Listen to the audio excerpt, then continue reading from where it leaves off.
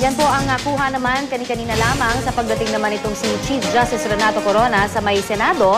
At nakikita ho natin na hindi naman ito kinailangan na mag-wheelchair bagkos naka-akbay ito sa kanyang asawa na si Christina. At hindi pa rin nakikitang ganong kaaliwalas yung kanyang mukha. No? Hindi katulad nung una. Yes, na talagang nakangiti. Pero kanina ho, itong pagpasok niya sa Senado ay mukhang may iniinda, no?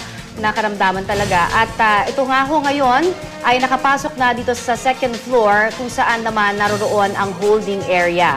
Marami pa rin syempre sa ating mga kapuso, no, na yung mga ating kasama sa media rather na nakaantabay pa rin po dyan sa may area kung saan dinesignate lang sa kanila ng Senado. Sa loob po ng humimulang kalahating oras ay naasahang muling sasalang itong si Chief Justice Corona sa witness stand para sa hindi natin alam kung isasubject pa siya sa direct examination ng kanyang defense counsel o magre-rest na ang kanilang case at clarificatory questioning na lamang ang mangyayari mula sa mga senador. Alam mo, Ivan, talagang kasaysayan ang iguguhit nitong pagsampamuli nitong si Chief Justice Renato Corona sa witness stand. At sa ngayon, hindi pa nga natin matiyak kung magbibigay nga ng direct examination ang defense.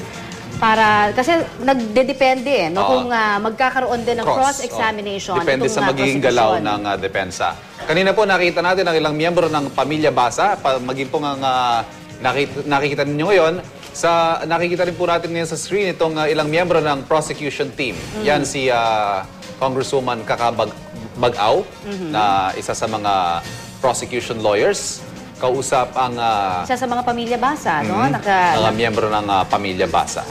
At maya-maya ho, kukuha rin tayo ng update pa rin sa ilan sa ating mga kasamahan na nakaantabay pa rin dyan sa Senado.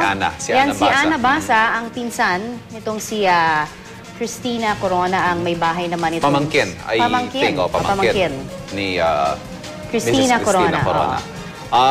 Inaasahan po natin muli, punong-puno ang session hall ngayong pumapasok na doon sa session hall itong si Presiding Officer Juan Ponce Enrile.